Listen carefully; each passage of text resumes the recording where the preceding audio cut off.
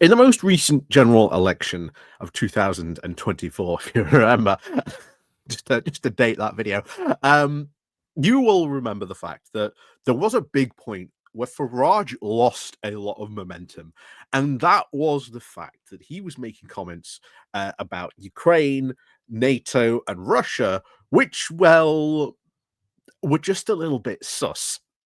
And ever really since then, this is something and a topic that Farage has not wanted to touch with a barge pole. Like, it is kind of incredible that Reform UK, since that point, have kept this topic at arm's length. It's not something they discuss, it's not something they talk about. If something is brought up in relation to Ukraine, they do not even criticize it at points, which you would think maybe they would, but why?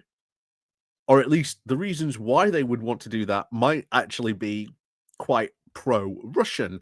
And there have been lots and lots of talks over the years about, well, where has Nigel Farage gotten all this money from? Where did this all, sudden, influx of money come from? This even goes back to the days of, how did Aaron Banks suddenly have managed to finance one of the biggest loans in UK political history?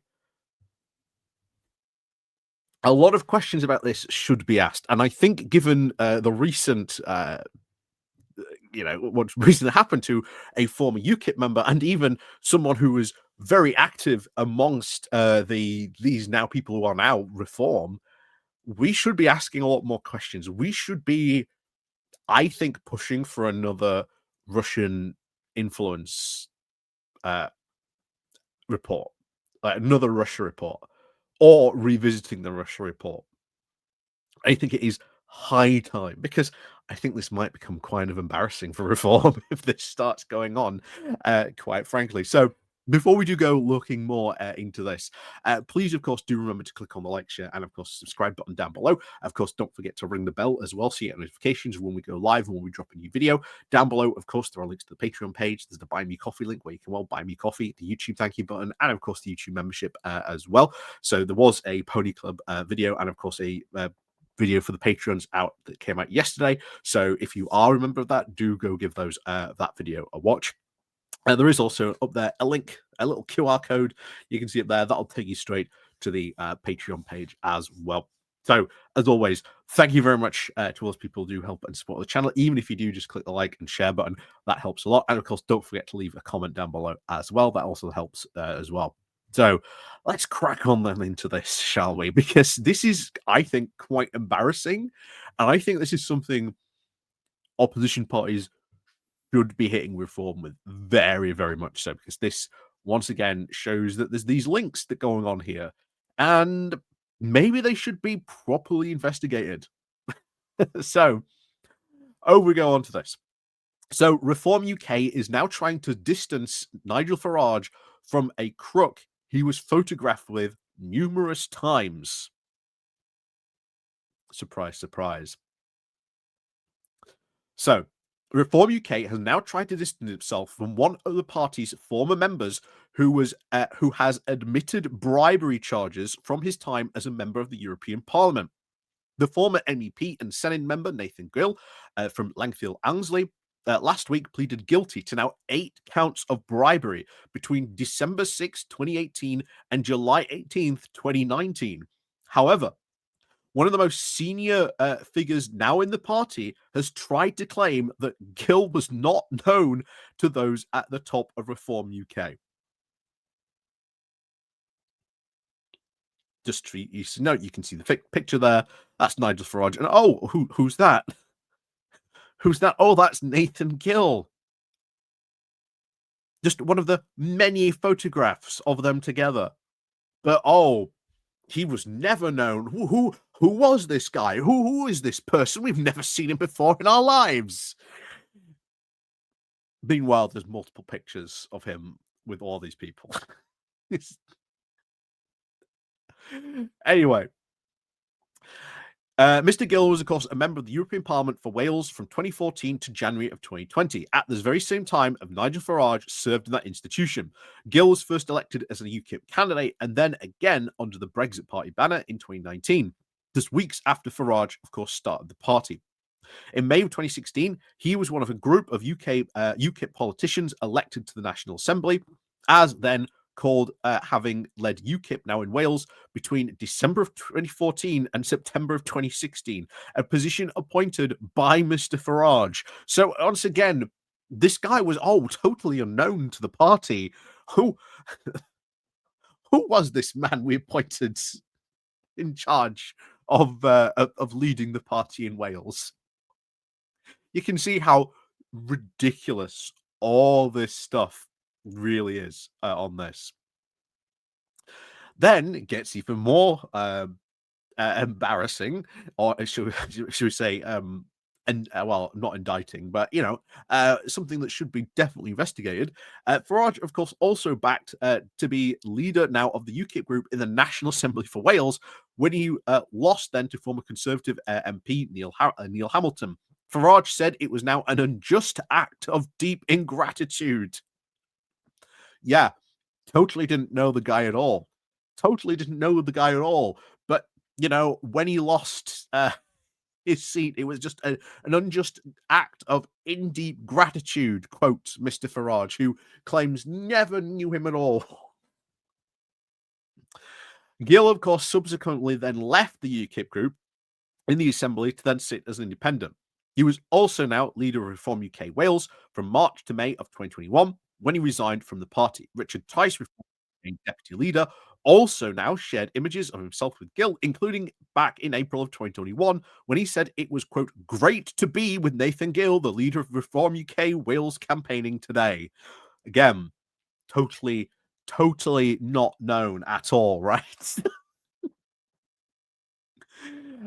Anyway, Gill took money from Oleg Volshin. The man was described by the US government as a pawn of Russian secret services. This made speeches now to make speeches now in the parliament and statements to the TV channels, all arranged in the event with now pro-Russian politicians. Gill was, of course, sentenced in November, and his defense barrister said he expected to be jailed.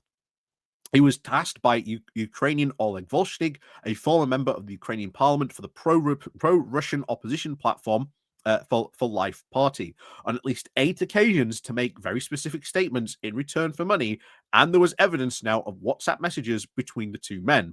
Dear Yusuf, head of Reform UK, and of course the Department of Doggle, said that this is someone who preceded my time in the party.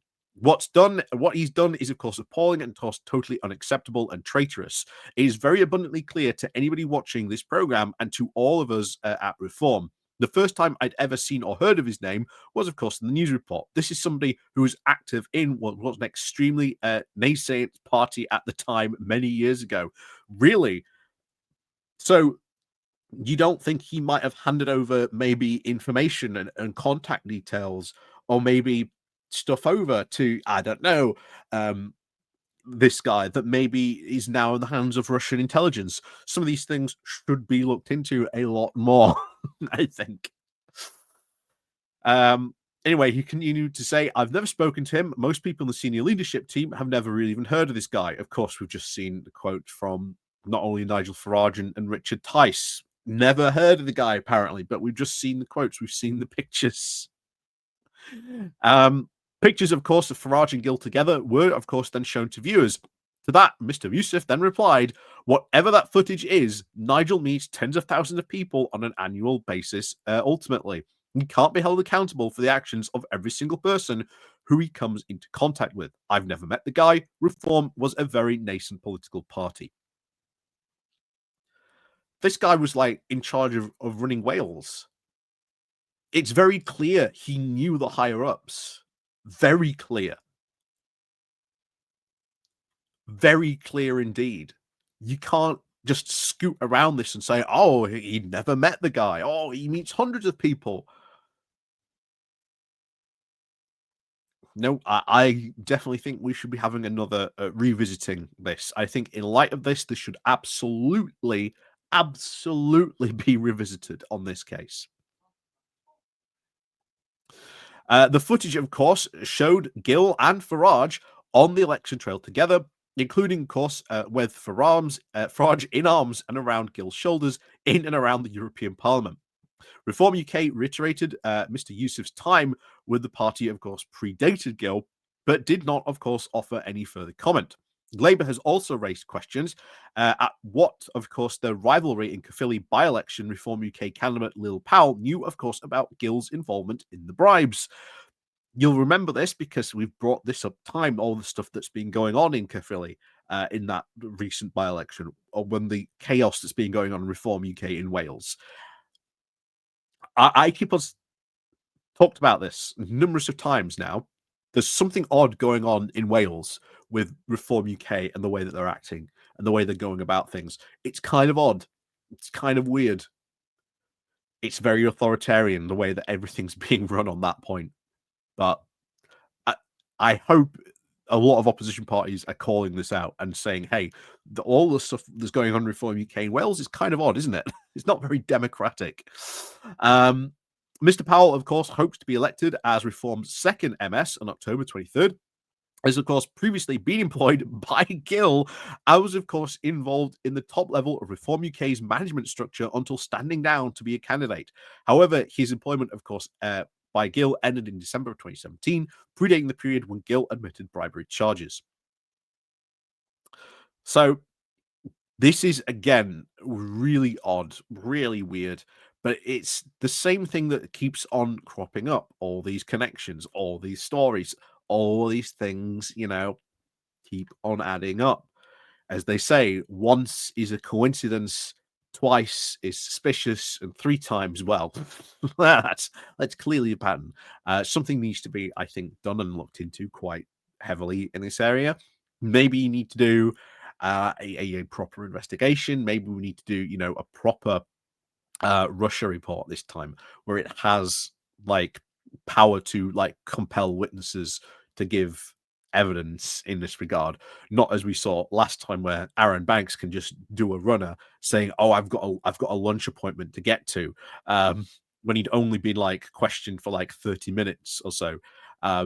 Yeah, these things should be, I think, looked into, I think. And in this regard, and the fact that this has now come out, yeah, I think these should be looked into a heck of a lot more closely. So, as always, let me know what you think about this, of course, all down below. Do remember, of course, to click the like, share, and of course, subscribe button. And of course, don't forget to ring the bell as well so you get notifications of when we go live, etc.